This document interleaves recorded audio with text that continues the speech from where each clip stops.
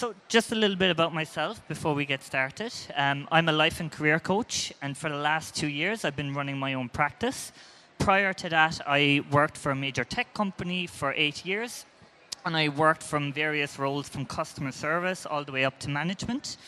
And prior to that, I lived in Germany where I managed many bars. So as you can see, I've transitioned into different career paths a lot over the past few years. And what I'm going to share with you today is the strategy that I would use with many of my clients when they are looking to transition into a new career path when it comes to interviews. So when it comes to behavioral-based interviews, they are designed to assess your experience, to predict your future performance when it comes to specifically competencies and your skills and your experience. So what I'm going to go through is how to prepare effectively, so how to use the job description as a resource to sell yourself, how to structure your answers using the STAR approach. This is a method that recruiters and interviewers would use to score you throughout an interview. And then towards the end, we'll look a little bit about how to leave a lasting impression on your interviewer. So, preparing effectively for a job, or for an interview. So when it comes to any interview, preparation is key. So if you're to leave today with anything, if you just leave with this first step, you'll already be far ahead of many other professionals. So when it comes to the job description, it has so much information that you can use to prepare. So you want to first identify key responsibilities, tasks, and duties so that you can use this to position yourself as one of the top candidates to matching what they are looking for. Then you're going to extract skills and competencies. So hiring managers will use these skills and competencies to base for their questions. So their questions will be based around this. So by taking this out of the job description and using this to prepare, you can predict some of the questions that they are going to ask you. And then finally, you want to take note of anything relating to company values or cultures. So if you search for a job online or a company online, you will find a lot about their mission statement, their values, their culture. But within the job description, often the hiring manager will put a lot of detail in about the team culture. So what the right candidate would look like for this particular role. So by taking this information, when it comes to introducing yourself, when it comes to your examples, you can put a bit of that information in there so that they see right from the get-go, you are a right fit for the role.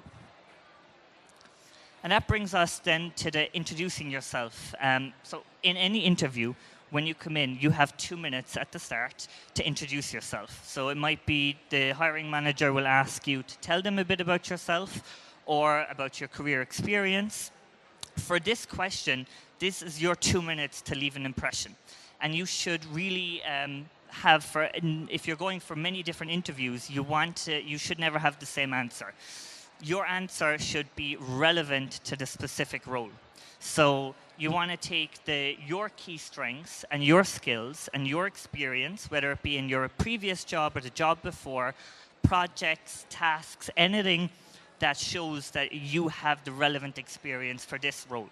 Because you probably have loads of experience, but not all of it is relevant to the role that you're applying for. And then towards the end, you want to express your passion for the role and your interest in the company. And throw in a little bit about what you know about the company. This might be your only opportunity throughout the interview to really show them how much you want to work in the company, how much you know about the role, why you're the right fit for the role. You might get an opportunity at the end of the interview again, but this is really your chance, your 2 minutes to show why you're the right fit. So then, when it comes to creating strong behavioral examples, this is where you're really going to use the job description. So within the job description, they're going to list the skills that you need to be successful in the role. And they're going to base, especially when it comes to behavioral-based interviews, they're going to base their questions off of those competencies. So you want to take the top 6 to 8 that are listed in the job description And what I recommend that you do then first is list for each competency what it takes to be successful within that particular skill. So if we take communication as an example, so active listening, your written communication, adapting your style, listening to body language, they're all things that you probably, if you have that skill, you're doing that every day, but you might not be consciously aware of it. And you need to, while you might be brilliant at it, you need to be able to demonstrate it within the interview. So before you even come to preparing your examples, make sure that you understand for each competency what's really important. And then when it comes to picking your example, you want to pick an example that adds a little bit of extra value. So you want to make sure that you're demonstrating the skill. So let's say if we stick with communication, so if you stick with communication as an example, sorry, just lost my train of thought. But yeah, we'll stick with, if you stick with communication, you know what's important within that competency, how to demonstrate it. It might be something you do every day. Let's say you work with clients and you're demonstrating, you're doing that every day. You want to pick an example that might add an extra value or show additional skills. So let's say you've demonstrated or you've made a presentation to a stakeholder where you had to rely on your communication skills to get buy-in for a project. Something like that adds a little bit more value to your example. And then when it comes to building the example, you want to use the STAR approach. So STAR stands for situation, task, action, and result. The majority of recruiters and hiring managers will use this to rate your answer, to score you throughout, to ensure that you are hitting all the points. So situation should take up about 20% of your answer. And this is where you're going to set the context. So you're going to explain what's going on, what the situation is.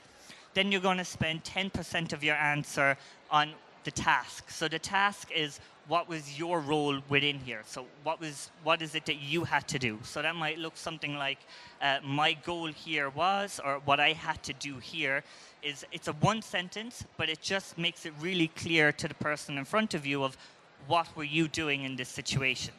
And then action, this is where you're demonstrating the skill. So this is where you should be spending 60% of your answer. And this is where you are going through, again, if we stick with communication, this is where you are demonstrating that skill. And then for the result, that should be 10% of your answer. Now, the majority of people are quite good at explaining the situation, the task, and the action, but they forget the result. The result is where you are telling them the outcome. So what was the outcome of everything that you did? So no matter how hard or how well you prepare for an interview, there will always be something that will come up that you might not be prepared for, or you might not know the answer. So it's really important to stay calm and composed. If you are not sure of the question, if you don't understand it, don't jump right in. Clarify the question if needed. So you can always ask them to rephrase the question, or if they could repeat the question. If you have water, take a sup of water. You don't want to jump right in and then be 10 seconds into the answer and realize that you would have had a better answer, that you didn't clearly explain the situation, and then you're a bit lost within your answer. And again, you want to structure your response. So become really familiar with the STAR approach. If you can get really well at practicing your answers and fitting them into those 4 sections, you will ensure that you're answering the question fully, that you're giving a fully rounded example to the question that they are asking. And then be honest and authentic. No matter how much you prepare, you might not know the answer, or you might not have an example, especially if you're just out of college and you're moving in to a new career path, or if you're transitioning into another career path, you might not have an example. So tell them. If you don't make something up, tell them, I don't have the example to that, but what would you do in that situation? So tell them what you would do if you were in that situation. And you can also, while you might not have the correct example for that question, if you're telling them this is what I would do, you might have some sort of example that fits some of the question. So might not answer all of it, but if you have any example, you can always add that in then towards the end. And that brings me to our last slide. So tips for leaving a lasting impression. So be ready for any kind of assessments. If you're moving into a new industry, make sure you know as much about it before you go in. So while they might not ask you questions directly around it, it opens up an opportunity for conversation at the start or at the end. They might mention something that you can then pick up on if you have some awareness around it. And research the company in depth. So make sure you understand their products, their services, their mission, their values. Don't go into an interview not knowing anything about a company, because let's say that you and another candidate both do an amazing interview. It's going to come down to the person who's most passionate about the role, who's most interested in the company, the person who wants it the most.